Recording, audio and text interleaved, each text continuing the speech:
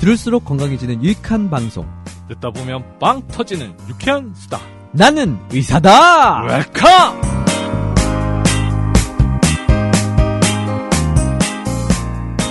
안녕하십니까. 수다를 떨며 질환에 대한 궁금증을 해결하는 명예와수다 김철주입니다. 안녕하세요. 나는 의사다 MC 양강호입니다. 네, 그 다음에 우리 청년의사 최고 민혁기자. 안녕하세요. 청년의사신문 이혜성 기자입니다.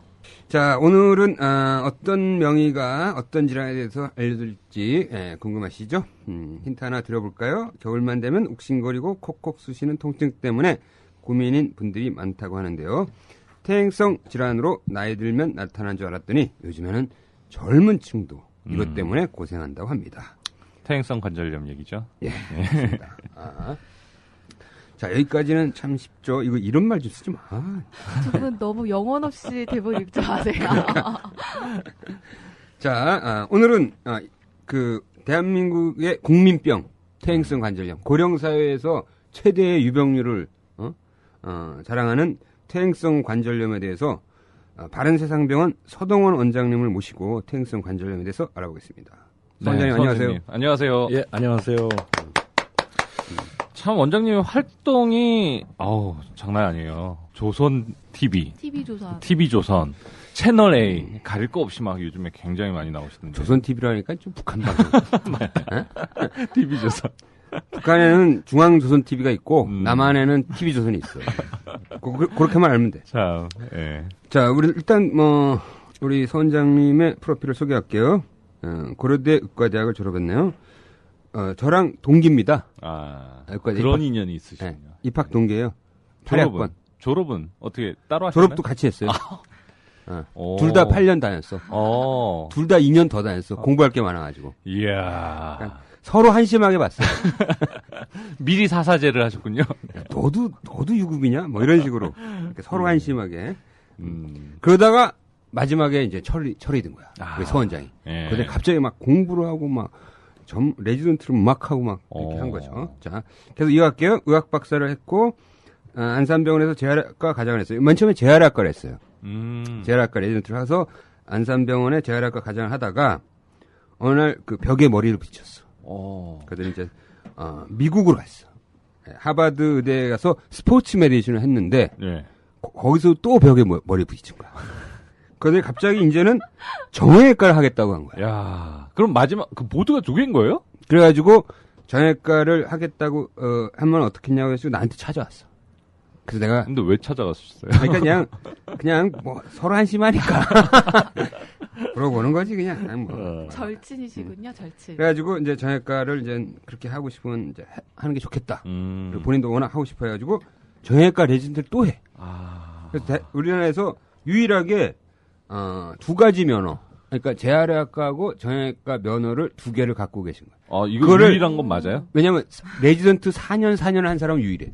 옛날에는 2년만 이렇게 해주고 막 했어. 그런 게 있었는데 있었죠, 예. 이렇게 4년을 다 해서 재활의학과 정형외과 전문의가 된 사람은 우리 서동원 원장님이 유일하다. 예. 이런 걸 뭐하러 유일하게 하는지 몰라. 그래서 지금 오늘 명의의 수다에 나오셨잖아요. 그래. 예.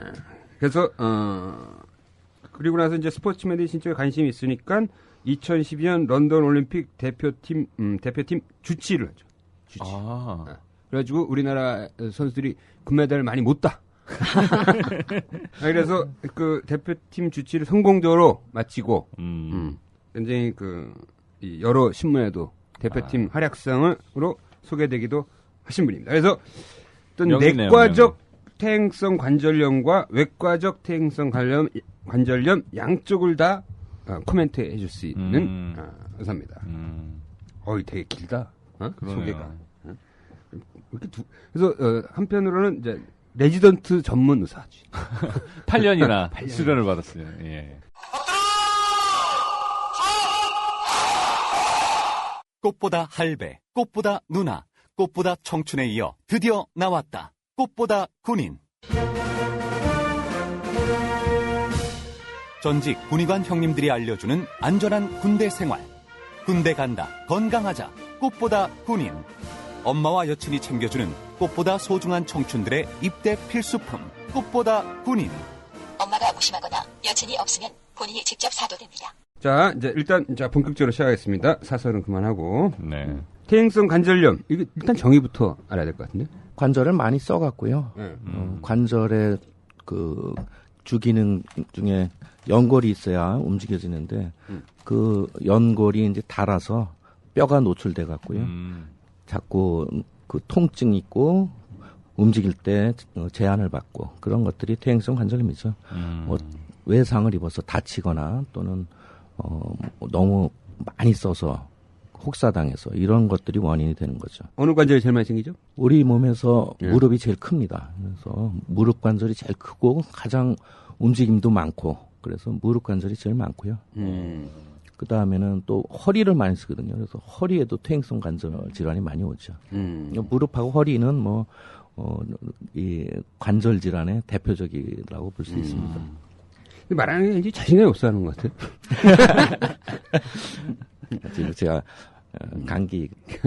감기가 있어서 좀 퇴행성 관계 아니에요 혹시? 너무 많이 써갖고요. 너무 입을 많이 썼어. 네. 퇴행성 관절염의 현황은 어떻게 돼요? 건강보험 심사평가원의 통계 자료 보면요, 2009년에 112만 3,099명, 13년에는 116만 3,000명, 매년 한 4%씩 꾸준히 늘고 있고요. 고령화 사회가 되면서 또 나이 드신 분들도 이런 레저 활동을 많이 하면서 또 젊은 분들에서 레저 스포츠 손상까지 겹쳐지면서 이렇게 계속 늘고 있지 않나 생각이 듭니다. 자, 그러면 이게 퇴행성 변화가 왔다고 해서 사람들이 사람이 느끼는 통증은 다 개인마다 다른 거죠. 어떤 사람은 진짜 심한데도 그냥 뭐 별로 이렇게 아파하지도 않는 사람이 있는 반면에 조금 왔는데도 막 굉장히 시리다 그러고 막. 뭐 그럴 수는 있겠죠. 예. 하지만 이제 뭐 연골에 손상이 되는 경우는 되게 통증이 잘 없거든요. 연골은 왜냐하면 통증을 느끼는 세포가 없으니까요. 근데 물렁뼈 같은 경우는 아주 통증을 많이 느끼니까요. 물렁뼈가 다쳐서 아픈 경우는 아주 심한 통증을 호소하고요. 근데 또 연골이 손상된 경우는 좀 물차고 불편해도 그렇게 심한 통증이 없고요. 그렇거든요. 물렁뼈라는 게 뭐예요? 연골판이라는 거죠. 우리 도가니탕 끓여보면 도가니탕 안에 쫀득쫀득한 거 있지 않습니까? 그게 이제 무릎에 그 뼈와 뼈 사이에 그 보충을 해주는 그 관절 성분 중에 하나라고 볼 수 있습니다. 여기는 이제 통증 그 민감도가 굉장히 높아요. 굉장히 높죠. 네. 거기는 조금만 손상이 와도 작은 손상도 아주 심한 통증을 느끼죠. 그럼 이것도 이 물렁뼈라는 것도 그 무릎 관절 안에 있는 거예요? 그렇죠. 예? 네, 무릎 관절 안에 있습니다. 연골은 그 관절의 끝단을 싸고 있는 막이죠, 그죠? 그렇죠. 맞습니다. 그러니까 무릎 관절 모양 보면요, 그 테이블 위에 그 공이 올려져 있다고 보면 됩니다. 테이블은 판판하고 공은 둥그렇지 않습니까? 그럼 이 공이 그 테이블 안에서 굴러다니지 않게 뭔가 고정을 해야 되지 않습니까? 그러면은 우리 볼링공 이렇게 고정돼 보면 동그란 또아리 같은 게 있죠. 물렁뼈가 바로 그 또아리 역할을 하는 거죠. 근데 이제 볼링공이 막 무겁게 또아리를 누르고 계속 반복하면은 또아리가 뜯어지게 되거든요. 그러면은 그 또아리 뜯어진 틈으로 볼링공이 책상이 기울면 굴러 떨어지듯이 그런 무릎이 빠지는 그런 현상이 생길 수가 있어요. 그래서 이 볼링공하고 비교하는 건 어디서 배운 거예요? 제가 생각해낸 겁니다. 이해가 쉬운데요. 네. 근데 보통 일반 사람들이, 그러니까 특히 할머니들 뭐 무릎이 시리다 그러잖아요. 네. 이 시리다는 그 증상의 핵심이 뭐예요, 도대체? 시리다요? 이런 질문 싫어요? 이 질문이 싫어단데요. 통증을 느끼는 그 통증 세포가 다양하지 않습니까? 그래서 따끔할 수도 있고, 그 다음에 버닝, 그 뜨거운 느낌이 올 수도 있고, 뭐 그런 다양한 건데, 그 느낌하고 저는 비슷하고 봐요. 그러니까 치과 가서 이 치료할 때 보면은 이빨 그 그라인더로 갈면은 아주 시린 그 통증이 오거든요. 그 통증하고 무릎의 그 시린 통증은 거의 비슷하다고 생각이 되고요. 아마도 그 통증을 느끼는 세포가 그렇게 무릎에도 분포돼 있지 않을까 생각이 듭니다. 병리학적으로 보면 그 연골이 좀 벗겨지는 거예요? 연골이 벗겨져서 뼈가 노출되는 거죠. 그러면 약간 시린 통증을 올 수 있다. 시린 통증이죠. 그러니까 이 일반적인 사례는 없을 것 같고요. 그러니까 이빨도 뼈지 않습니까? 뼈 속에 신경이 이렇게 파이프 타고 들어와 있거든요. 이 뼈도 이 뼈 속에 그 파이프 속으로 그 연골 바로 밑에 그 통증을 느끼는 세포들이 있는데요. 이 뼈로 가는 통증을 뇌에다 신호 전달하는 세포들은 아마도 그런 시린 증상을 주로 보이지 않을까 그런 생각이 듭니다. 그러면 이제 어떤 할머니가 막 무릎이 너무 시리다고 하는 거는 연골이 이미 좀 퇴행성 변화로 벽거졌다라는 의미네요. 그렇죠. 어? 예. 뭐 무릎이 시리다 하면은 거기 닿는 부위에 연골이 없다라고도 볼 수 있습니다. 이게 남녀 비율로 치면 여자가 훨씬 많죠. 그렇죠. 예. 몇 대 몇으로 많아요? 한 7대3 정도로 많을 겁니다. 8대2나 7대3. 여자가 많아요. 그렇죠. 예. 왜 그런 건가요? 왜 여자가 더 많아요? 여자는요, 일단은 아기를 출산해야 되거든요. 그래서 임신과 출산 과정에서 한 10kg 이상 더 붓습니다, 몸이. 갑자기. 예, 그렇죠. 근데 네. 여자는 또 그 여성 호르몬의 영향을 받아서 근육 발달이 상대적으로 적습니다. 그래서 같은 60kg라도 남자가 근육이 훨씬 많거든요. 근데 여성은 60kg라도 근육이 없는 데다가 애를 베고 낳고 하는 과정이 10kg가 불고요. 네. 더 문제는 나온 애가 계속 엄마한테 매달리면은 얘가 20kg, 30kg가 될 때까지 안아줘야 되거든요. 맞아요. 이런 문제가 생기고요. 50세 경에 이제 폐경이 되면은 네. 골밀도가 싹 빠져나가거든요. 그러면은 조금 옷자다리가 더 심한 옷자가 되거나 이러면서 관절염이 취약한 상황으로 가기 때문에 여성분들이 훨씬 더 관절염이 많다고 볼 수 있죠. 그러면 복합적이네. 네? 그렇죠. 복합적이에요. 그러면 아빠가 아이를 안아줘야겠네요. 그렇죠. 예. 엄마는 애를 가능한 한 안지 말고요. 예. 네. 손잡고 다니시고 아니면 유모차 태우시고 그렇게 해야죠. 그리고 애를 안아줄 거면은 아빠가 안아주시거나 아니면은 의자에 앉아서 애를 안아주시거나 그러셔야죠. 자, 그렇다면은 여자가 이렇게 7대3이나 8대2 정도로 비율로 많다면 여자가 훨씬 좀 일찍 발병한다고 볼 수 있나? 숫자 자체가 워낙 많으니까. 그렇지는 않습니다. 예. 나이대는 비슷해. 나이대는 비슷하죠. 그러니까 보통 무릎이 아파서 오는 그 진료실 찾는 분들 보면은 뭐 오히려 남자들이 더 많다고도 볼 수 있습니다. 왜냐면은 남자들이 훨씬 더 쌀뜨기 많으니까. 격렬한 운동도 하고 또 육체 노동도 훨씬 많이 하기 때문에 뭐 남성 비슷한데 30, 40대는 비슷하게 오다가 이제 40대 넘어서 50대로 가면은 여성 비율이 확 늘어가는 거죠. 보통 이렇게 이게 퇴행성 관절염 의심 증상으로 무릎이 시리거나 아프다고 해서 오는 가장 흔한 나이가 몇 살이에요, 보통? 가장 흔한 나이요? 네. 50대 후반? 50대 중후반이 좀 중후반? 많이 오죠. 예, 그때부터 오고요. 근데 60 넘어가서 오는 분들은 상당히 진행된 경우가 많습니다. 근데 그때까지들 참는 거지 병이 그때 시작됐다고 볼 수는 없죠. 근데 내가 듣기로 이 무릎에 퇴행성 관절염이 있으면 이 계단을 올라갈 때보다 내려갈 때가 더 아프다는데 맞아요, 이거? 그렇죠. 예. 왜 그런 거예요? 계단을 내려갈 때? 그러니까 관절이라는 건요, 이렇게 견고하게 맞물려 갖고 좀 비틀림이나 어긋남이 없어야 되거든요.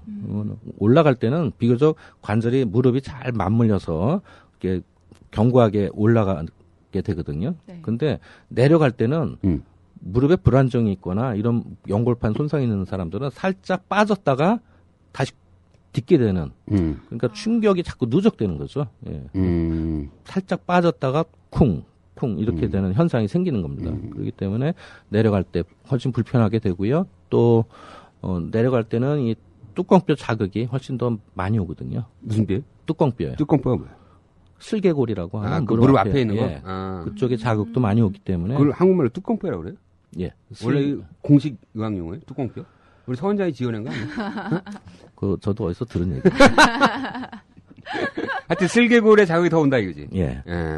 그 일반 사람도 계단 내려가는 거를 안 하는 게 더 좋은 건가요? 관절을 그렇죠. 보호하려면. 관절 보호하려면. 어쨌든 계속 계단 올라가기만 해? 어떻게 계단 들어가? 엘리베이터 타고 내려. 등산도 그런가요? 그렇죠. 올라가는 거하고 내려오는 거하고 올라가는 운동은 뭐 큰 문제 안 되거든요. 무릎이 많이 나쁜 분들도 올라가는 건 괜찮습니다. 그래서 그런데 이제 내려갈 때가 문제이기 때문에요. 뭐 올라갈 땐 걸어 올라가고 내려올 때는 케이블카 타고 케이블카 내려오고. 근데 모든 게 항상 인생도 그래. 이렇게 내려갈 때 조심해야 돼. 어? 올라갈 때는 뭐 잘 나가니까 상관이 없는데 이 내려갈 때 사고 치고 막 이런다니까. 인생이나 몸이나 다 비슷한 거야. 예. 그래서 그러니까 지하철역에 어떤 경우에는 뭐 올라가는 것만 에스컬레이터가 운영되고 내려가는 건 안 하는 데가 있어. 네, 맞아요. 근데 그거는 관절염 환자들한테는 오히려 더 고통이라는 거지. 와, 그거 좋은 주제 와. 있어요. 예, 진짜. 진짜 그렇구나. 이 고령사회에서의 네, 그 관절 환자들이 많이 늘면은 그런 엘리베이터 운행 방식도 바꿔야 된다는 거야. 맞네. 그렇죠. 정지적이십니다. 올라가는 거나 내려가는 거나 쓰는 근육은 다 대퇴사두근이라는 허벅지 앞쪽 근육이거든요. 근데 올라갈 때 훨씬 운동이 많이 됩니다. 그래서 사실은 올라가는 운동을 많이 시키면은 내려갈 때도 훨씬 편해질 수가 있어요. 그렇기 때문에 그 올라가는 거는 그냥 자기 힘으로 가능한 한 올라가게 하고요. 내려가는 것만 에스컬레이터 타고 내려가게 하면. 그러니까 이게 이제 약간 퇴행성 변화가 온 사람에 한해서 그런 거지 뭐 멀쩡한데 굳이 내려가는 것까지 그냥 에스컬레이터 할 필요는 없는 거지. 예? 건강한 사람들은 계단을 이용하는 게 좋습니다. 그래야 관절염을 예방할 수 있고요. 간혹 이렇게 무릎을 앉았다 일어났다 하면은 이렇게 소리가 나는 사람 있잖아요. 뚜두둑 소리가 나. 이거는 병이에요? 그 안에 뭐 도청장치 넣나? 그러니까 소리가 난다는 거는 좋은 현상이 아니거든요. 이거는 안에서 부드럽게 움직여져야 될 연골이 표면이 거칠어졌거나 또는 뭐 아까 뚜껑뼈라고 말씀드린 슬개골에 약간 밖으로 빠지거나 뭐 이런 지금 구조적인 문제가 있기 때문에 소리가 나는 겁니다. 그러니까 소리 자체가 아주 뭐 정상의 한 형태로 날 수도 있다가 아니라 그렇죠. 뭔가 해부학적인 문제가 있다 이거지. 그렇죠. 뭐 이제 별 문제 없는 안에 이제 활액막이 두꺼워진 그 추벽이라든지 이런 것들이 이제 튕그러지면서 소리가 날 수는 있어요. 근데 그거조차도 계속 반복되면은 그 소리 내는 그 연골이 닳아갖고요. 관절 내시경을 들어가서 보면은 그 추벽 있는 데가 닳아 있어요, 연골이. 그렇기 때문에 결론적으로는 관절에서 소리가 난다. 또는 소리가 나는 거를 자꾸 이렇게 즐기면서 소리를 반복해서 내는 사람들도 있어요. 그런 거 아주 좋지 않으니까요. 관절이 소리 나지 않게 항상 신경 쓰고요. 물론 이제 스트레칭 하면서 우두둑 소리가 날 수 있습니다. 그거는 음압이 풀리면서 나는 소리인데 그건 괜찮습니다. 그래서 우리가 손가락 이렇게 마디 꺾다 보면 우두둑 손가락 마디 꺾잖아요. 그러면 그 관절 안에 난다. 음압이 풀려갖고 이런 소리가 날 수 있거든요. 지금 이게 제가 손바닥을 진공을 해갖고 화면에 소리가 나듯이 그런 거는 뭐 큰 문제는 없는데 그것도 자주 하면은 인대가 비틀리면서 인대 불안정이 올 수 있으니까요. 한 번씩 스트레칭 할 때 나는 소리 정도는 큰 문제는 없다고 볼 수 있습니다. 그 목 그렇게 스트레칭하면서 소리 나는 사람도 있잖아요. 목 그렇죠. 땡겨가면서 우두둑 소리. 그것도 음압이 풀리는 소리인데요. 뭐 가끔 한번 또 하는 거는 스트레칭 효과가 있으니까 좋지만 습관적으로 자꾸 하면은 이제 불안정이 오고 연골에도 영향을 미칠 수 있죠. 근데 무릎에서 소리 나는 거는 그거보다 더 훨씬 더 안 좋은 신호다 이거지. 그러니까 손가락에서 소리 나는 거하고 달리. 그렇죠. 반복적으로 특정 자세, 특정 동작에서 꼭 소리 난다. 좋지 않습니다. 그러면 무릎에 소리가 난다. 이게 내가 인지를 하게 됐다. 그러면 병원을 바로 가는 게 좋나요? 가서 한번 확인해 보고요. 그 다음에 뚜껑뼈가 살짝 이렇게 밖으로 빠지는 분들이 있어요. 그러면은 그때 뚜껑뼈가 자기 위치 가게끔 이렇게 좀 교정하는 운동이나 스트레칭이 있거든요. 그래서 그런 거를 좀 배워서 하면은 더 좋죠. 그래서 그 이제 식당 가서 이렇게 이제 양반다리로 앉는 식당들 있잖아. 거기 이제 일어날 때 사람들 보면은 나이 드는 사람들은 꼭 일어날 때 신음소리를 내. 아이고 왜 그런 거야? 아프니까 그렇죠. 그 무릎이 좋지 않다는 얘기입니다. 선배님 혹시 아니 습관적으로 그렇게 하는 것 같아. 그래서 한번 그 정형외과 학회에서 조사를 한번 해야 될 것 같아. 그래서 이렇게 앉았다 일어날 때 신음소리 내시는 분과 안 내시는 분들의 퇴행성 관절염의 빈도 차이 이런 거 한번 연구해 볼 필요가 있을 것 같아. 네, 알겠습니다. 연구를 해보겠습니다. 근데 이게 꼭 굳이 하라는 건 얘기 아니야. 무릎에만 생기는 건 아니죠. 무릎하고 척추에만 생기는 건 아니죠. 모든 관절에 다 올 수 있죠. 예. 손이 좀 뻑뻑하다는 그런 증상이 있다라고 하는 환자들도 꽤 많은 것 같은데 그런 환자들도 이 퇴행성 관절염일 수도 있는 건가요? 이게 손이 뻣뻣하다는 거는요. 이제 손 쪽은 잘 모를 거야. 손가락은요. 그 아주 긴 힘줄이 팔꿈치부터 내려와서 손끝에 붙거든요. 근데 그 긴 힘줄이 그 마치 이렇게 터널을 통과해서 지나갑니다. 근데 터널이 그거를 이제 도르래 같이 생긴 인대라고 해서 그 도르래 인대인데요. 풀리라고 하는 그 사이에서 들락날락 하는데요. 그러려면은 윤활 기능이 좋아야 들락날락 하죠. 손가락 구부렸다 폈다. 근데 윤활 기능이 떨어지면은 이제 마찰 때문에 들락날락 할 때 마찰에서 그 활액막, 힘줄막이 붓거든요. 그러니까 이게 뻐근해지는 겁니다. 이게 이제 이 팔꿈치에서 손가락으로 내려가는 그 인대 다발을 이제 볏짚 묶듯이 뭔가를 묶어놓은 건데 그렇죠. 거기서 왔다 갔다 하면서 비벼지니까 비벼져서 윤활 여기 떨어지면 손이 뻑뻑해지고. 대표적인 게 이제 류마티스 관절염 같은 경우는 이제 그 면역 복합체에 공격받는 게 바로 활액막에 침착돼서 공격받으니까 제일 먼저 손이 뻣뻣해지는 증상이 제일 민감하게 나타나거든요. 그래서 이제 그런 건데 많이 쓰는 분들, 무슨 그립 스포츠 하는 분들 있죠. 뭐 배드민턴, 뭐 골프, 뭐 이런 운동 하시는 분들 손가락 많이 쓰면은 그냥 그 손이 부어요. 그래서 방아쇠 수지라고 해서 너무 심하게 부은 사람은 손가락에 딸깍거리는 현상도 생길 수가 있죠. 근데 하여튼 그거는 이제 퇴행성 관절염은 상관없이 이제 인대의 그런 문제. 근데 이제 그게 지속되면은 이제 관절이 붓고 압박을 받아서 근데 손가락 마디에 연골에도 영향을 미치거든요. 그래서 이제 그러면 이제 그 다음은 손가락 관절염, 퇴행성 관절염이 오는 거죠. 근데 요즘 IT 시대에서 나도 그런데 나도 지금 요새 손가락이 좀 아픈 게 마우스를 하도 쓰니까 하루 종일 쓰니까 맞아요. 이쪽 이 손바닥 이 뼈 쪽에 약간 항상 뻑뻑해. 이것도 영향이 있지 않나요? 그렇죠. 마우스 계속 같은 동작 반복하면은 뭐 활액막에 그 영향 미치고 그걸로 인해서 붓고 관절 압력 올라가고 관절염 오죠. 그럼 마우스 쓰는 사람들은 뭐 그래픽 디자이너니 나같이 맨날 컴퓨터 쓰고 있는 사람들은 어떻게 해야 돼? 이게 그래서 스트레칭 하고요. 어떻게 스트레칭 어떻게? 손바닥. 손바닥을 뒤로 제끼는 뒤로 스트레칭 제끼는 하고 그다음에 손등 보면요. 이제 힘줄 지나가는 사이사이가 거기가 그 지간근이 있어요. 지간근이고 그러니까 이 손등에 그 손가락으로 가는 인대 그 사이사이. 그렇죠. 사실은 이제 중수골이라고 하는 손등을 구성하는 뼈 사이사이에 보면은 그 내재근이 있는데 이제 지간 뼈와 뼈 사이에 있는 근육이 이게 이 손가락 이렇게 잡아주는 근육이에요. 이렇게 컨트롤. 손을 쭉 피늘 때 쓰는 건데요. 그 근육을 꽉 지압을 하면은 여기를 제가 한번 해드려 볼게요. 아 근데 이 라디오니까 설명을 해줘야 될 것 같아요. 그러니까 두 번째, 세 번째 손가락에 그 이 손등의 뼈 사이 그 사이를 쭉 눌러준다. 그렇죠. 거기를 지압을 해주는 거죠. 자기가 해도 되지만 누가 이렇게 동료나 가족한테 해달라고 하면은 사장님한테 해달라고 그래요. 회사 일을 하느라고 이렇게 됐어요. 부장님, 저도 요새 손이 아픈데. 그러네. 이거는 기자들 직업병이거든요, 사실. 예. 타자도 쓰다 보니. 기자분들도 손 많이 쓰시면 정말 그 스트레칭하고 지간근 지압은 아주 필요하고요. 아플 때까지 꽉 눌러보면요. 굉장히 편해집니다. 그래서 손가락도 아주 그 부드러워지는 효과를 누릴 수 있죠. 잠깐의 고통만 참으면 되는 거네요. 압박을 자주 하세요. 네. 자, 그 다음에, 이 물이 찬다고 하는 사람 있잖아요. 네. 그러니까 이것도 퇴행성 관절염의 증상 중에 하나예요? 그렇죠. 많이 진행된 증상이죠. 왜 물이 차는 거예요? 일단은 제일 흔한 거는요.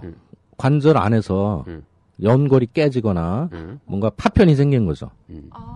그래서 뭐 파편이 생겨갖고 우리 관절 막을 싸고 있는 다 면역 세포들이 있거든요.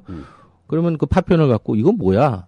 그리고 얘를 내가 없애야 되겠다 해갖고 화학 물질을 뿜어내는 겁니다. 녹이려고. 그러면서 이제 걔를 좀 분해하려고 그러는데 그게 뭐 큰 연골 덩어리 같은 경우면은 안 없어지겠죠.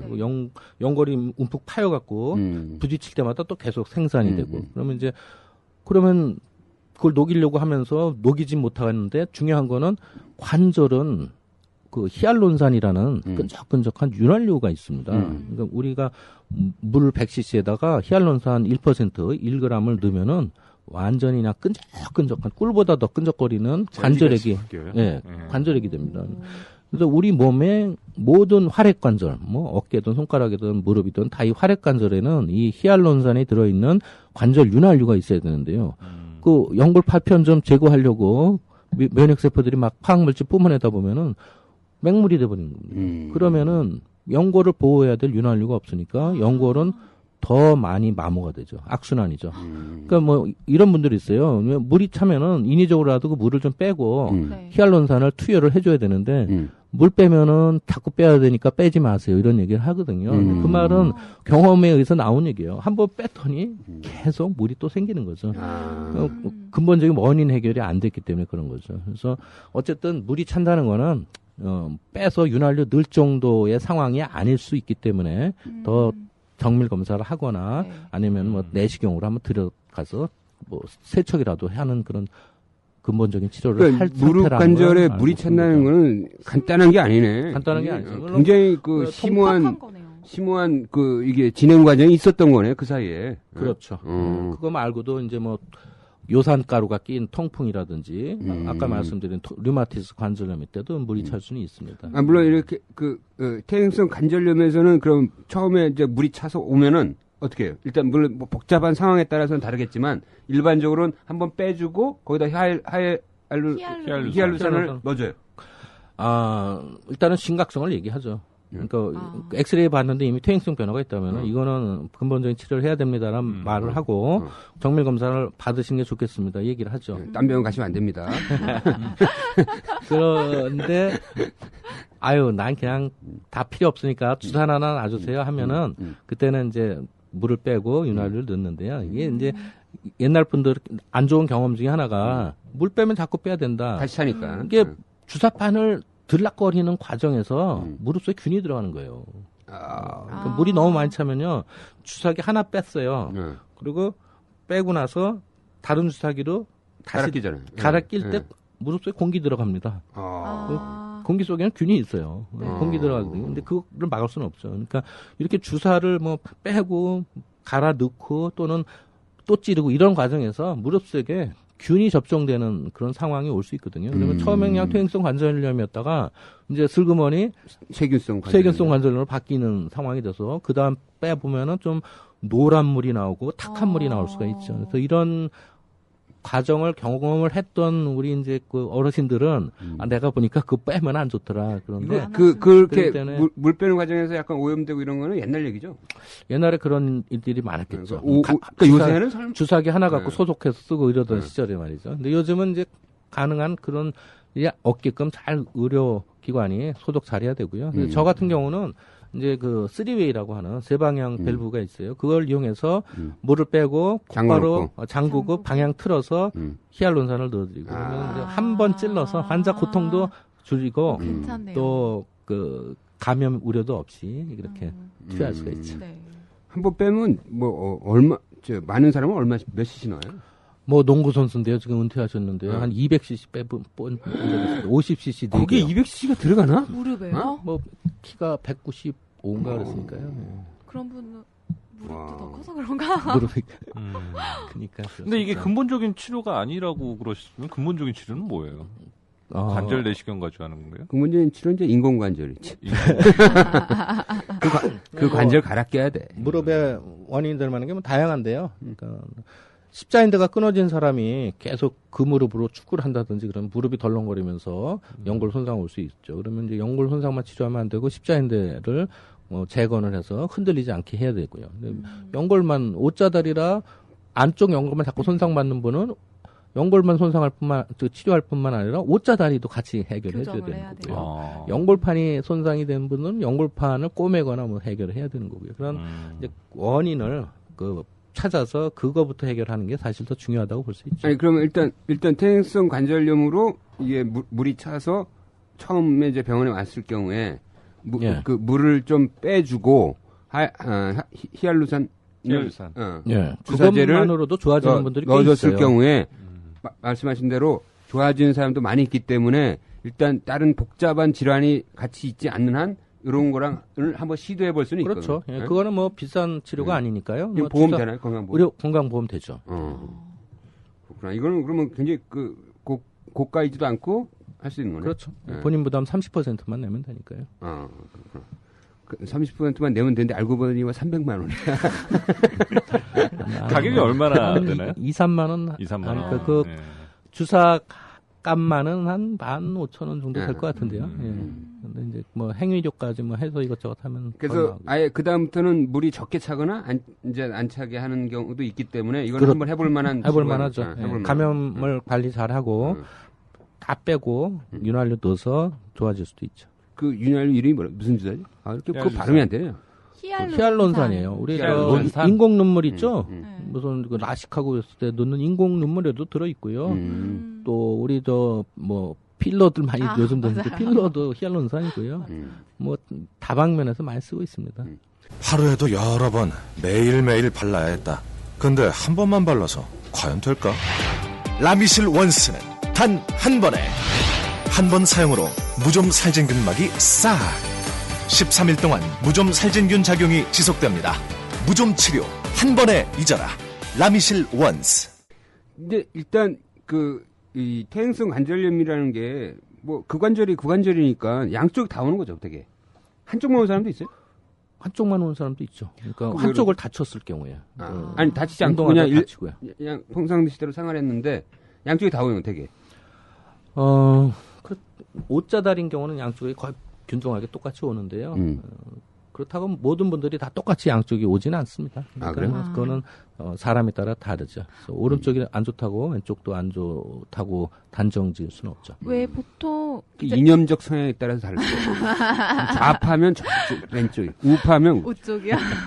왜 보면 정형외과에서 뭐 연구 한번 해보세요. 여자 연예인들 그 포토 사진 같은 거 보면 무슨 행사? 이런 포토라인에서 이렇게 사진 찍어보면 여자 연예인들 같은 경우에 한쪽 다리에 체중을 싣고 이렇게 서 있는 사진을 찍는 경우가 많잖아요. 짝다리. 네, 짝다리. 혹시 그렇게 되면 그런 걸 반복하면 그쪽 무릎에 퇴행성 관절염이 올 확률이 더 높다거나 이럴 수 있나요? 근데 짝다리를 하고 있겠어. 사진 포즈 잡는 동안에 한 10초나 1분일 텐데요. 그 정도 갖고는 아니고요. 계속 한쪽 다리만 짚는다 그러면 올 수 있겠죠. 근데 보통 아까 이제 이것도 여자가 훨씬 많으니까 류마티스 관절염도 여자가 훨씬 많잖아요. 그러면 맨 처음에 딱 왔을 때 이 환자가 류마티스 관절염인지 퇴행성 관절염인지 물론 대략 증상만 듣고도 구분할 수 있겠지만 일단 요거부터 딱 분리를 시켜야겠네. 네? 나이대가 또 워낙 다르죠. 예. 류마티스는 좀 더 젊지 않나요? 뭐 처음에 와서 무릎 붓고 아픈 경우에 퇴행성 관절염, 류마티스 관절염을 이제 구분을 먼저 해야 되겠죠. 근데 류마티스 관절염은 주로 대칭적으로 오고요. 그다음에 증상이 손이나 이런 쪽으로 먼저 오니까요. 증상이 주로 손으로 먼저 오죠. 그래서 그런 분들은 이미 이렇게 정형외과 쪽으로 와서 호소하는 경우가 그렇게 흔치는 않습니다. 전신 증상도 같이 동반될 수가 있고요. 하여튼 전체 퇴행성 관절염에서 제일 흔한 거는 이제 무릎이니까 주로 이제 무릎 증상으로 오시는 분들이 많은 거예요. 무릎, 발목, 어깨, 허리. 그러니까 요즘에 참 발목 퇴행성 관절염이 그렇게 늘었다며. 발목이요? 발목이요? 왜요? 이게 고령사야 되니까 무릎 다음 발목이라는 거지. 맞아요? 그렇죠. 다리의 그 3대 관절 중에 고관절, 무릎 관절, 발목 관절은 무릎이 제일 많고요. 그다음 발목 관절이고요. 그럼 발목 관절의 퇴행성 변화가도 그쪽에 통증을 느끼고 잘 걷지 못하는 거예요. 그렇죠. 예. 잘 딛지 못하고 아프죠. 그러면 무릎도 있고 무릎 있는 사람이 발목에 올 확률이 더 높아요? 꼭 그렇지는 않습니다. 무릎은 왼쪽, 무릎은 오른쪽 이런 사람들도 있으니까요. 그래? 그러면 무릎은 그런 대로 괜찮은데 발목에만 오는 사람도 있는 거예요? 그렇죠. 예. 신기하다. 다 같은 관절 아니야? 근데 이제 발목 관절염은 대부분 외상이 선제 질환으로 오죠. 그러니까 먼저 발목인데 그러니까 젊을 때나 어릴 때 발목을 자주 삐었다든지 아니면 발목 복숭아뼈 한번 골절이 있었다든지 이런 분들한테 그 발목 관절염이 잘 옵니다. 그리고 그러면 왼쪽 다리를 옛날에 삐어갖고 인대가 늘어난 채로 많이 썼는데 왼쪽 다리가 아프니까 오른쪽으로만 주로 짚고 다닌 거예요. 그러면 오른쪽 무릎이 또 안 좋아져요. 그래갖고 오면은 왼쪽 발목 안 좋고 오른쪽 무릎 안 좋습니다. 이런 경우가 있죠. 그럴 수 있겠네요. 그러면 발목을 뺐을 때 충분히 그 인대가 복원되도록 하는 치료를 받아야 되는 거네? 그렇죠. 네? 그냥 애들 발목 엄청나게 삐잖아. 발목 인대 뼈 갖고 이제 한 2주 정도 지나면 붓이 다 가라앉거든요. 그러면 이제 안 아프니까 난 줄 알죠. 맞아요. 네. 그리고 제가 아까 말씀드렸죠. 연골은 통증을 못 느끼거든요. 그러니까 발목을 뛰고 일상생활을 하는데도 조금씩 덜거덕 거리는데 통증이 없으니까 그냥 괜찮으려니 하고 산 거죠. 근데 어느 날 통증이 생겨서 와보니까 아이고 이거 어떻게 된 거예요? 발목 안에 연골이 많이 손상이 됐네요. 이렇게 되거든요. 그러니까 발목인데 처음에 삐고 손상이 있을 때 그때 좀 더 잘 치료를 하거나 고정을 좀 제대로 하거나 아니면 종아리 근력 강화를 좀 하거나 이런 좀 잘 치료를 하지 않으면은 나중 돼서 안 아파서 괜찮은 줄 알았더니 2, 3년 지났더니 발목 관절염이 아주 심하게 왔더라. 이런 경우가 있죠. 근데 요즘에 킬힐이라고 그러잖아요. 예. 굽이 굉장히 높은 거. 예. 그런 것도 발목 관절을 나쁘게 만드나요? 굉장히 무리가 가죠. 그러니까 장단점이 있습니다. 그러니까 자기가 근력에 자신 있는 분이 그렇게 킬힐을 신으면 종아리 근력 강화 운동이 엄청 되거든요. 그러니까 뭐 긍정적인 면이네 그거. 그렇죠. 종아리 아주 근력 강화가 좋은데 옛날에 발목 삔 적이 있는 사람이 남들 신는다고 자기도 신으면은 이게 이제 발목이 비틀리면서 자꾸 흘러 내려가는 힘을 버틸 인대가 없으니까 자꾸 안 좋아질 수 있죠. 그러니까 그런 킬힐을 신으려면은 헬스클럽에서 평소 발목 근력 강화를 엄청 하고 신으면은 되겠죠. 킬힐을 그걸 신으려면 통과한 사람한테만 킬힐을 팔아야 돼. 그러네. 테스트 통과해야만. 진단서 받아오라고. 가까운 헬스클럽에서 근력 테스트 해서 통과하신 분들한테만 그쯤 갖고 오세요. 킬힐 팔아야 될 것 같습니다. 이게 퇴행성 그 관절염도 예를 들어서 엄마가 그랬다. 그러면 자식도 그럴 가능성이 높나? 그러니까 체형이 담는 거고요. 그다음에 식습관도 담지 않습니까? 그러니까 뭐 그 집에서 유난히 그 족발과 삼겹살을 좋아하는 집안이면 다들 또 과체중이 생길 수 있죠. 그러면은 뭐 어머니 오면 딸도 올 수 있는 거고요. 그다음에 다리 모양은 유전이 관여하니까 오자 어머니 딸은 오자인 경우가 많습니다. 그러니까 그런 경우지 뭐 관절염 자체가 유전체가 뭐 그 유전된다 이건 아니죠. 아, 요건 이제 오자라고 하는 그러니까 생각나는데 이게 이제 오자 이렇게 업어서 키워서 오자 됐다고 맞아요, 생각하잖아. 맞아요. 그게 진짜 영향이 있나? 우리가 어렸을 때 뭐 업어서 할머니들이 업어서 키워서 오자가 됐다고. 네. 그런 그게, 얘기 많거든요. 자신 없어하는 표정인데. 그러니까 성장기에 영향이 있나 그 성장기의 어떤 특정 자세는 아주 그 관절의 변형에 지대한 영향을 미치거든요. 아까 팔자걸음 말씀하셨는데 우리가 그 어린이들 앉을 때 무릎 안쪽이 바닥에 닿게 W자로 앉는 애들이 있습니다. 네네, 맞아요. 그러면 고관절의 경부의 전방 각도가 점점 많아져 갖고 나중에 안짱다리 되거든요. 그리고 또 어릴 때 좀 오자다리라고 하더라도 부모님이 매일 스트레칭을 해서 좀 눌러줘서 일자로 펴주면은 효과가 있어요. 근데 그런 개념 없이 업어서 할머니가 힘드니까 애다리를 발목을 붙잡아서 앞쪽으로 당긴다 그러면은 할머니 허리 타고 다리가 안으로 자꾸 완전 오형이 되는 거지. 그렇죠. 그러니까 가능성이 있습니다. 예. 충분히 가능성이 있네. 자, 이 팔자다리 관련해서 우리 청취자의 질문이 하나 들어와 있어. 여기 제가 그대로 읽어볼게요. 안녕하세요. 나이사를 즐겨 듣는 애청자입니다. 제 남편이 팔자다리인데요. 걷는 모습이 너무 보기 싫은데 본인은 정말 편하다고 고칠 생각을 안 합니다. 어디서 들으니까 팔자다리는 허리에 안 좋고 무릎에도 안 좋다고 하는데요. 나이 들어 고생할까 봐 걱정입니다. 팔자다리 교정해야 하나요? 이런 질문인데요. 네. 참 그 팔자다리 이렇게 걷는 걸 팔자다리라고 그렇죠. 하는 거죠. 그냥 이렇게가 뭔지 청취자들이 모르실 것 같은데. 팔자 한문으로 팔자 모양으로 이제 걷는 건데 그냥 팔자라고 생각해야 되는 거 아니야? 뭐 제가 봐서는 괜찮은 팔자입니다. 왜냐하면은 이제 팔자다리 자체는 고관절에서 결정을 하거든요. 그래서 고관절이 아까 방금 고관절이 이제 엉덩이 관절이죠. 예. 근데 그 골반에 이제 고관절이 붙는데 그때 이제 그 고관절 목 부분, 대퇴 경부가 각도가 좀 적은 분들은 저렇게 팔자로 걸어요. 그래갖고 팔자로 걸으면은 그 사실은 팔자 모양이 고관절에는 골반 쪽에 잘 안착이 되거든요. 고관절을 볼과 소켓 관절이라고 하는데요. 골반부에 있는 소켓에 그 볼이 안착되려면은 사실은 약간 좀 팔자로 걸어야 좋고요. 우리가 고관절 수술하신 분들은 절대로 안짱으로 다리 놓지 못하게 합니다.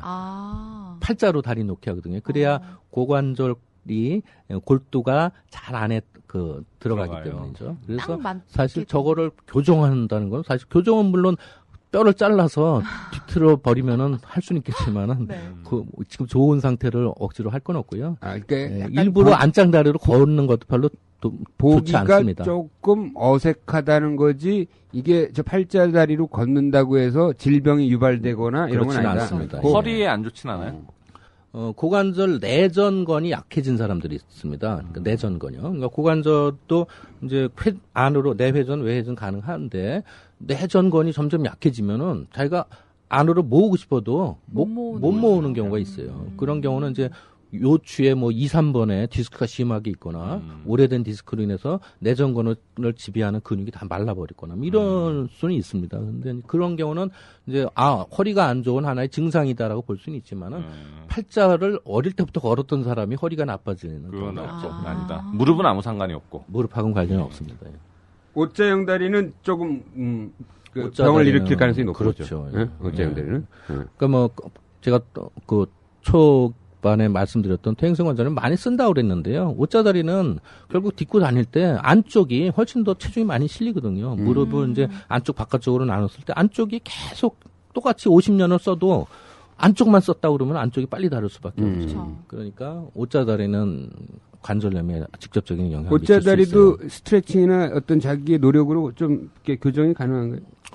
교정은 교정을 한다고 하면은 인대만 늘릴 수가 있습니다. 물론 이제 오자다리를 만드는 데는 안에 구축이 있어갖고 힘줄이 좀 굳거나 뭐 인대도 좀 굳거나 이런 게 있어서 더 이렇게 진행될 수 있어서 그쪽을 좀 부드럽게 푸는데 육안으로 볼 때 완전히 피려고 무슨 물리치료로 한다 그러면은 안쪽 인대를 다 늘려나갖고 덜렁덜렁하게 만들면 가능할 수는 있겠죠. 그러니까 그런 교정보다는 사실은 오자다리 있으면 내가 안쪽으로 많이 눌릴 수 있으니까 근력을 잘 키워갖고 충격 흡수 능력을 좀 잘 키워야 되겠다. 그런 마음으로 근력 운동을 열심히 하고 평소 스트레칭도 좀 안쪽을 많이 해주고 이럴 수는 있지만 오자다리 내가 고치겠다 해갖고 어디 교정원 유명한 데 있다를 가서 열심히 안쪽을 교정해도 그게 그 실질적으로 오자다리가 교정되는 건 아니죠. 오자다리라는 게 그러니까 알파벳 O 모양이라는 거잖아요. 맞습니다. 그러면 무릎은 벌어져 있는 거잖아요. 네. 사이가. 네. 근데 왜 걸을 때 안쪽이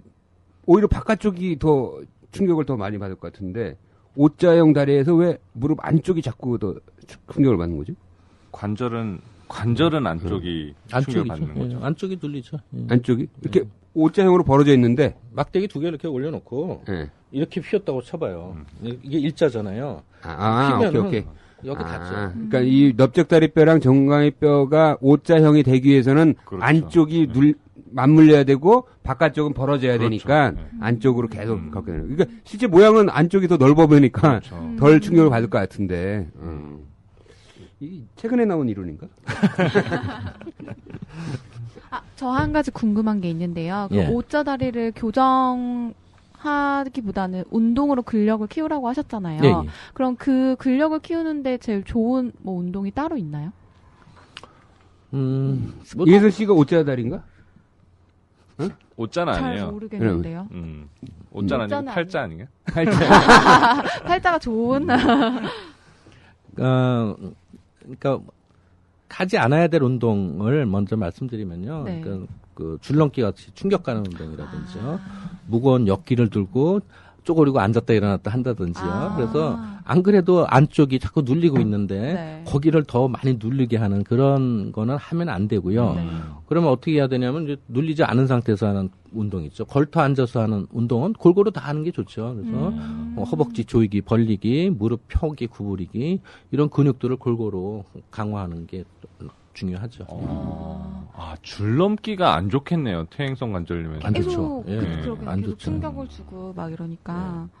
그럼 뭐 스쿼트라든지 이런 스쿼트도 안 좋다라는 거죠. 쪼그리고 이렇게 있는 거는 안 물렁뼈 좋은 압력 거예요? 증가 때문에요. 좋지 않고요. 오자다리 오래된 분들은 다 물렁뼈가 먼저 터지거든요. 그래서 그러니까 물렁뼈 손상에 스쿼트 자세가 좋지는 않죠. 그렇구나. 이게 사실 자세하고도 퇴행성 관절염하고도 상당히 밀접한 거잖아요. 왜냐하면 그렇죠, 이게 우리나라 사람들은 이제 의자 문화가 없었잖아요 옛날에. 다 이렇게 밥상도 이렇게 쭈그려 앉아서 먹고 걸레질도 이렇게 막 앉아서 하고 쪼그려서. 그러니까 이 쪼그리는 문화 때문에 지금 할머니들이 퇴행성 관절염이 많은 거야. 그렇죠. 그래서 일본의 통계를 보니까 일본도 다다미 문화라고 그래서 쪼그리고 갔거든. 그러니까 일본도 무릎에 퇴행성 관절염이 엄청 많대. 똑같아. 그러니까 이게 이 쭈그리고 앉는 문화가 수십 년 동안 지속돼서 지금의 결과가 온 거라니까. 그러면 서양에서는 노인 환자들의 퇴행성 관절염 빈도가 우리나라처럼 그렇게 높지는 않은가요? 아마 더 많을 겁니다. 물론 네. 거긴 고령화되고 결국엔 이제 나중에 고령화되면 식습관이 다르니까요. 오는데 서양에 가보면은 뭐 미국 같은 경우에는요. 일반인들은 되게 제가 보면 한 90kg에서 100kg 되는 사람들이 많거든요. 과체중. 예. 그러니까 이 과체중이 무슨 옷자다리보다 더 심각하다고 심각하군요. 예. 그러니까 이게 이제 하중을 계속 많은 하중을 받는 거죠. 그렇죠. 예. 그러니까 100kg인 사람이 연골이 더 튼튼하고 50kg인 사람은 연골이 더 약한 건 아니고요. 그렇죠. 연골은 누구나 다 똑같이 그 기능을 하고 그 성분은 똑같거든요. 그렇다면은 50kg가 훨씬 유리하죠. 그러니까 100kg하고 뭐 일반적으로 사람들 70kg하고 지금 30kg를 하루에 매번 걸을 때마다 30kg의 하중이 더 붙는 거니까 그거를 30년을 생각해봐. 그렇죠. 수천 톤이 그냥 더 붙는 거야. 그러니까 관절이 남아나겠어. 그러네요. 무릎 꿇고 앉아 있고 막 이런 것도 안 좋은 거죠. 안 좋아. 하지 마. 무릎 꿇고 하는 거 아주 안 좋습니다. 그냥 앉아서 잘못했다 그래. 무릎 꿇고 앉아. 어릴 때 뭐 초등학생 때 이렇게 보면 선생님들이 시키잖아요. 너 무릎 꿇고 손 들고 있어 봐 이런 거. 네, 옛날에 칼럼 선생님인데 학교에서 오리 걸음 있잖아. 네네. 그 체벌 없애라고 내가 그랬어. 이게 무릎에 진짜 안 좋은 거 아니야? 계속 쪼그리고 앉아서. 쪼그리고 앉아서 또 걷기까지 해야 되니까. 무릎에 가혹하게 하는 거야. 신체에 영향을 주는 체벌은 하지 말라는 거지. 그냥 엉덩이를 살짝 때린다든지. 때리면 안 되죠. 꽃으로도 때리지 말라는데요, 요새는. 골프채로. 잡혀가세요. 근데 여기 통계를 보면, 퇴행성 관절염수 통계 보면은, 10명 중 1명이 40대예요. 그럼 이게 지금 퇴행이라는 뜻은 오랫동안 써서, 그게 맞아요. 견디다 못해서 오는 병인데, 이 40세가 뭘 이렇게 열심히 썼다고. 옛날에는 퇴행성이라고 썼지만, 이게 나이가 들어가지고 생기는 병에 보통 붙는 단어였거든요. 이 젊은 사람들한테 퇴행성 관절염은 왜 오는 거야? 아니, 뭐, 서원장 잘못은 아니야. 따지듯이. 그러니까요. 당황스러워. 서원장이 뭐 이걸 퍼뜨렸다고 하는 건 아닌데, 이거 왜 그러느냐, 이거지, 나는. 일단, 제 환자들 중에는, 이제, 운동하다 다친 사람이 그렇게 많아요. 그러네. 예, 운동. 요즘 스포츠를 많이 하니까. 배드민턴 같은 경우가 뭐 대표적인 물렁뼈 손상의 운동인데요. 왜 그러죠? 물렁뼈. 콩이 가벼운. 아까 제가 킥모션을 많이 책상에 볼링공 올려놨다고 생각을 하는데요. 누가 책상을 흔듭니다. 그럼 볼링공이 막 왔다리 갔다리 하겠죠. 네. 그거 안 왔다리 갔다리 하려고 또아리 위에 올려놓죠. 계속 볼링공을 흔들면은 물렁뼈 찢어지거든요. 그 얘기는 뭐냐면은 이 좁은 공간에서 방향 전환을 자꾸 하면은 그거를 막기 위해서 혹사당하는 거는 물렁뼈입니다. 그러니까 탁구, 배드민턴 이런 경우는 자꾸 그냥 왔다 갔다 하거든요. 차라리 마라톤을 한다. 그건 한 방향으로 계속 뛰는 거니까 물렁뼈에 큰 부담이 없어요. 근데 좁은 간정된 공간에서 자주 방향 전환하는 운동 같은 게 물렁뼈 손상이 많거든요. 그래서 이제 뭐 배드민턴 동호인들, 뭐 탁구, 테니스, 뭐 축구, 농구 이런 운동 좋아하시는 분들이 방향회전이 많고 예. 킥모션이 많고 그렇죠. 그러면서 물렁뼈 우듯하고 찢어지는 경우가 많고. 그러니까 배드민턴 동호회가 퇴행성 관절염 동호회라니까. 꼭 그런 건 아니고. 그래서 배드민턴 좋아하시는 분들은 다리 근력 잘 키우시는 그러니까 필요한. 아까 우리 선생님이 얘기했지만 다리 근육, 무릎 주변에 다리 근육이 잘 키워져 있으면 그렇죠. 예. 그런 킥모션을 해도 잘 버티는데 그렇지 않은 상태에서 배드민턴을 너무 이러면은 이제 건강에 좋은 운동은 확실합니다. 아주 좋은 유산소 운동이고 제가 듣기로는 이제 스포츠 동호인들 중에 가장 좋아하는 자기 스포츠를 좋아하는 그 동호인들이 배드민턴이라고 하더라고요. 맞아요. 왜 그러지? 그럼 모르겠는데 저희 장인어른이 배드민턴 동호회 것이거든요. 거기 예. 총무하고 나서 계속 몇 년째 총무하시는데 빠져나오질 못하세요. 너무 좋아하세요. 사실 뭐 묻지마 배드민턴 아니야 혹시? 엄청난 유산소 운동이면서 네, 거의 맞아요. 네트를 공으로 칠 때 뭐 쾌감이나 이런 게 있어서 참 좋은 운동이고요. 장인어른이 쌓인 게 많으십니다. 준비 안 된 사이 상태에서 때문에. 무리하거나 또 막 2시간, 3시간 배드민턴 치면은 샷꼭 치는 거야. 예. 아니 근데 다리 근육은 굉장히 튼튼해지셨다고. 그렇죠. 예, 그거는 뭐 큰 문제가 없는데 어깨를 이걸 굉장히 많이 하니까 어깨가 나간 거예요. 그래서 네, 뭐 그렇죠. 관절 내시경으로 수술을 어떻게 했다는데 그래도 뭐 그닥 그렇게 큰 효과는 못 본 것 같아요. 회전건 파열이 오신 거죠. 예. 그것도 뭐 문제. 자연어는 본지 약 5년 됐지? 그러면 이렇게 퇴행성 관절염이 일단 생긴 사람한테는 좋은 운동, 나쁜 운동이 있겠네요. 분명히. 그렇죠.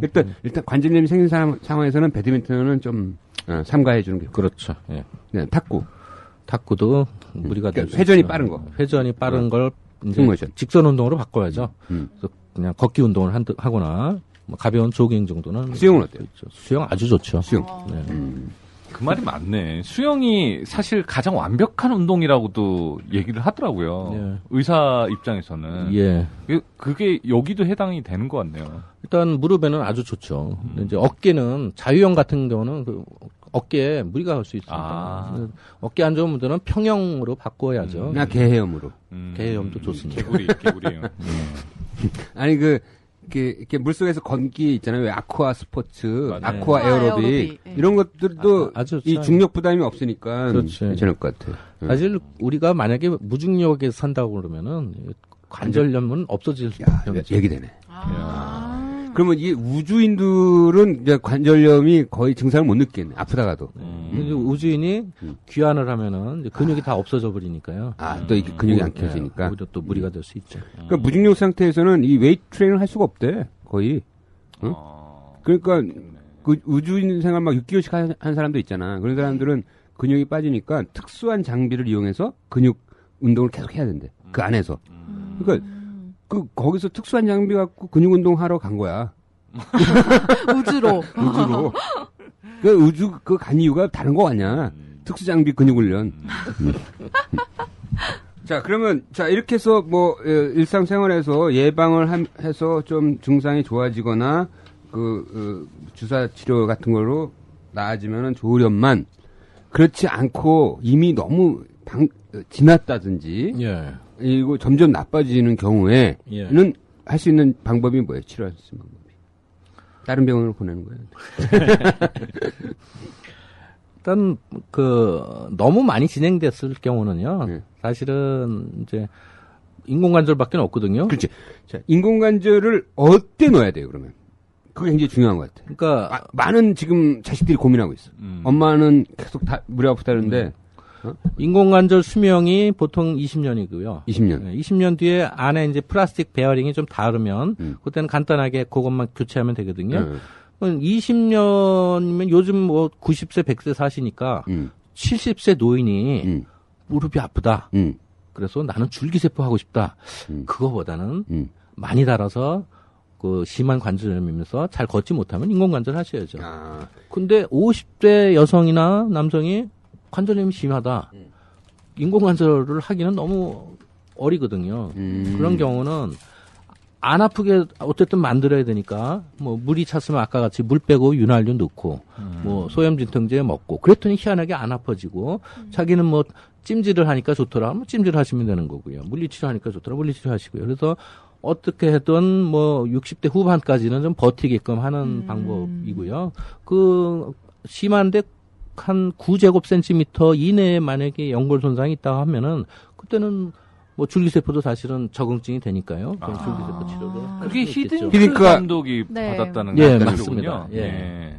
탯줄에서 뽑은 줄기세포를 상품화된 그냥 약이라고 보면 되죠. 아까 그 히알론산도 사실은 미생물에서 히알론산을 생생한에 냉서 추출한 건데요.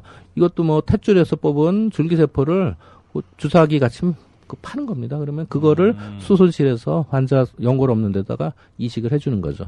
인공관절을 하는 그 기준 같은 게 있어요? 기준 같은 거. 만약에 뭐 환자가 통증도 굉장히 큰 변수 거기에 굉장히 중요하다고. 그렇죠. 못 걸으면 건강이 급속도로 나빠지거든요. 그러니까 아파서 못 걸으면. 예. 그래서 그러면 특히나 우울증 오고 고령인 분들은 누워서 한 일주일만 했으면 근육 쫙 빠지고 싹 빠지죠. 그렇기 때문에 아파서 못 걷는 사람인데 약을 먹어도 안 되고 주사 맞아도 안 되면 그때는 빨리 수술해서라도 잘 걷게 만드는 게 중요한 거고요. 그 수명이 20년이었는데 20년쯤 되면은 그거를 갈아 끼는 건 아니죠.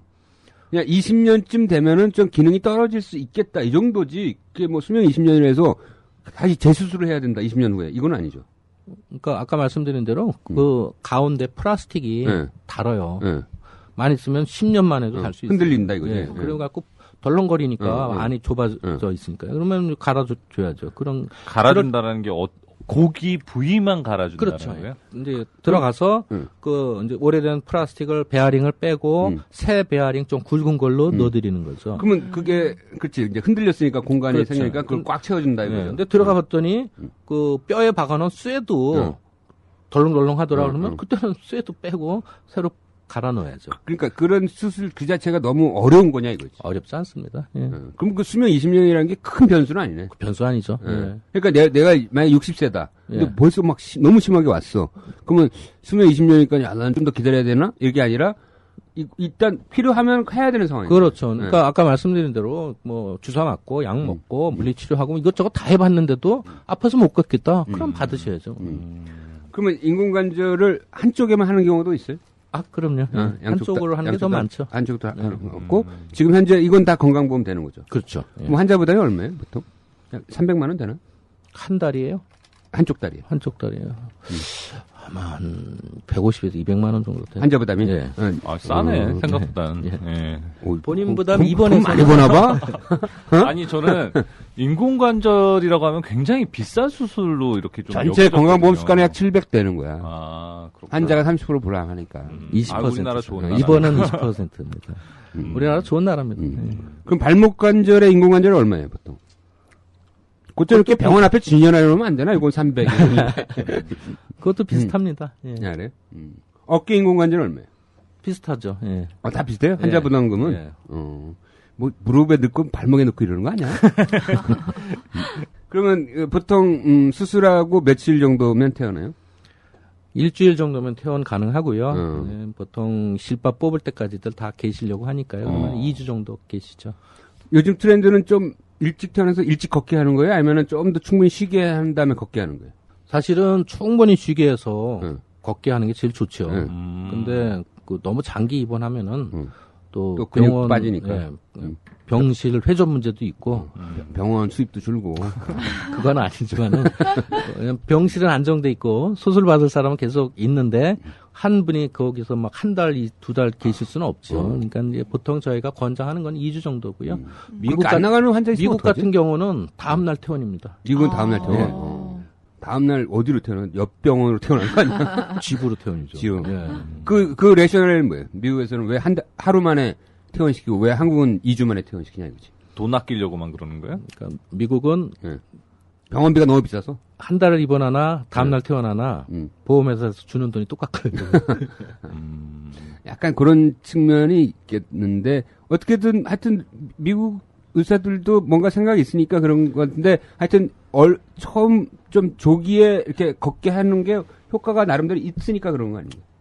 근데 다음 날 퇴원은 제가 봐서는 너무 심해. 너무 미국 의사들이 너무 심한 거예요. 심하다고 볼 수 있고요.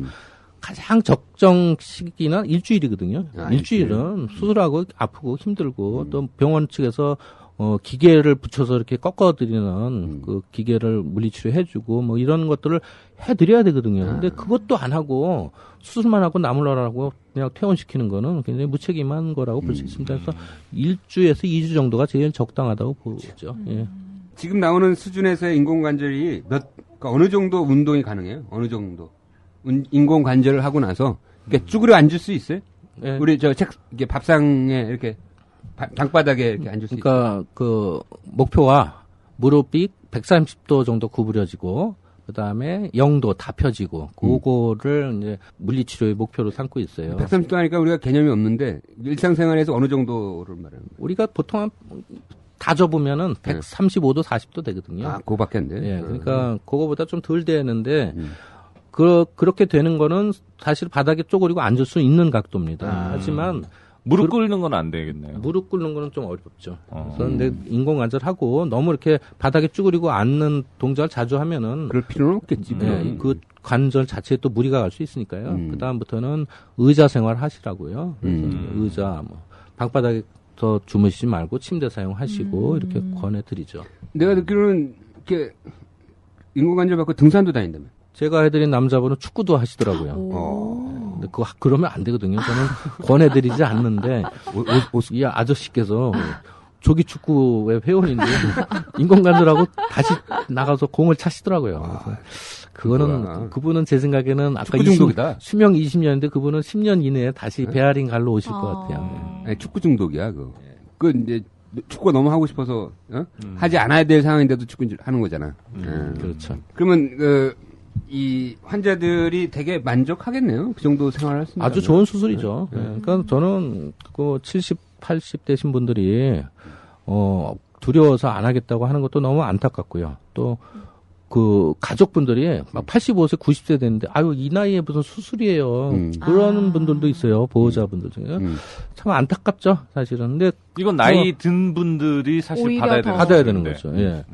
그러니까 제가 해드린 분들 중에 90세, 만 90세 되신 분들이 몇 분 계신데 잘 걸어 다니세요. 아, 그래요? 그런데 그분들은 사실은 한 번도 경험을 해보지 않은 거거든요. 그러니까 이제 두렵죠. 어머니 뭐 수술 때 올려갖고 무릎에 뼈를 깎아내고 뭐 그런 것만 얘기만 들어도 끔찍한 얘기니까. 근데 저는 이제 매일 하는 게 그거니까 사실은 그렇다면 전문가 말을 듣고 전문가를 신뢰해서 받아야 되는 게 맞는데 그러니까 서로 간에 의료 정보가 이제 부족한 사람과 많은 사람이 이제 결국은 이제 신뢰로 가는 경우죠.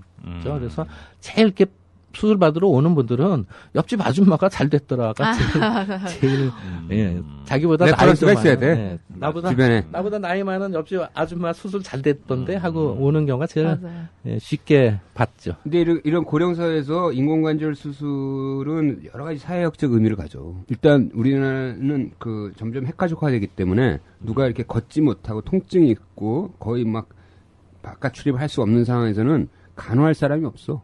이제는 점점 그렇죠. 옆에서 케어할 사람이 없으니까 어떻게든 이 사람을 움직이게 하는 게 제일 중요해. 그리고 움직여야 근육도 계속 남고 움직여야 멘탈이 좋아져. 사람이 자꾸 바깥 세상을 보고 사람들이랑 대화하고 얘기해야지 이게 치매도 안 걸리고 그러니까 네네. 인공관절이야말로 고령사에서 진짜 제일 중요한 사회학적 의미를 갖는 의료행위야. 맞네요. 이게 굉장히 중요해. 의미가 되게 큰데요. 아우 그럼. 나의 건강이 아닌 우리 모두의 건강을 생각하는 방송. 더 건강한 대한민국을 꿈꾸는 개념 방송. 신방과 나온 의료 전문 변호사 그리고 법과 윤리를 전공한 의사 출신 저널리스트가 진행합니다. 매주 금요일 오전 10시. 볼리는 신문? 아니 들리는 신문. 히포크라테스! 그 먹는 약도 처방을 해주시잖아요. 초기에는. 그렇죠. 예. 먹는 약이 또 어떻게 보면 더 중요하죠. 예. 근데 그 먹는 약들이 약간 속이 불편해진다더니 뭐 사실 성분이 소염제라서 원래 원칙적인 치료법이 아니다더니 이런 식의 인식을 갖고 있는 거는 잘못된 건가요? 잘못된 겁니다. 단호하게 좀 잘못됐다고 보는데요. 그러니까 그 우리나라에 그 이제 나오는 진통제라는 약들이 이제 그게 영어로는 non-steroidal anti-inflammatory agent거든요. 그걸 직역을 하면 비스테로이드 호르몬인 항염증제라는 거죠. 그러니까 스테로이드는 호르몬이니까요. 그거 먹으면 뭐 당뇨 생기고 막 얼굴 붓고 뭐 그런 문제 합병증 오죠. 그러면은 그 약을 먹었더니 무릎이 안 아픕니다. 그래서 잘 걸어 다녀요. 잘 걸어 다니다 보니까 다리, 무릎 주변 근육이 잘 생겨서 정말 완충작용 잘 돼서 정말로 약 끊어도 안 아파지는 상태가 왔어요. 그렇다면 그 약은 치료제일까요? 그냥 단순 진통제일까요? 치료제거든요. 그렇죠. 그러니까 허리가 아파서 매일 누워있는 사람이 난 약은 싫어하고 약 안 먹고 누워 계신단 말이죠. 그러면 누워있으면 허리 주변 근육 다 빠져갖고 일어나려고 하면 허리가 더 아파지거든요. 근데 약을 먹었더니 허리가 안 아파요.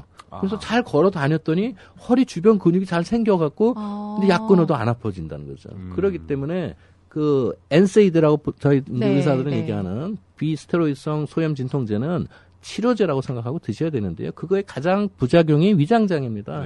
근데 그 엔세이드의 그 종류가 수백 종이거든요. 그러니까 그 종류 중에 내 체질에 맞는 거를 좀 찾아볼 필요는 있기 때문에요. 이 약을 먹었더니 약간 속이 쓰리고 저 약을 먹었더니 얼굴이 붓고 그래서 또 이 약을 먹었더니 이거는 괜찮다 그러면은 그 약으로 뭐 꾸준히 복용해서 근데 뭐 평생 드실 건 아니지만은 뭐 한 달 정도 복용하면서 안 아픈 동안에 열심히 운동하세요. 근육 만드세요. 이렇게 하면 되거든요. 그러네. 그런 면에서 우리나라의 진통제라는 그 비스테로이드 소염제를 치료제로 잘 드시는 게 좋습니다. 네, 서동원 원장님과 퇴행성 관절염에 대해서 알아봤는데요. 좋은 말씀 주신 서동원 원장님 감사합니다. 감사합니다. 팟캐스트 출연 처음인데요. 불러주셔서 감사합니다. 노인에게만 있는 퇴행성 관절염이 아니고요. 사실은 이 시작은 젊을 때부터 오는 걸 명심하시고 젊을 때 무릎 아플 때 너무 방치하지 않는 게 중요하다고 볼 수 있습니다. 네, 유익한 정보 감사하고요. 서동원 원장님 안녕히 가십시오. 감사합니다. 네, 지금까지 어려운 질환도 쑥쑥 이해할 수 있는 명수다 시간이었습니다. 네, 지금까지 라디오 CP 박재영, PD 양강호, 작가 이혜선이었습니다.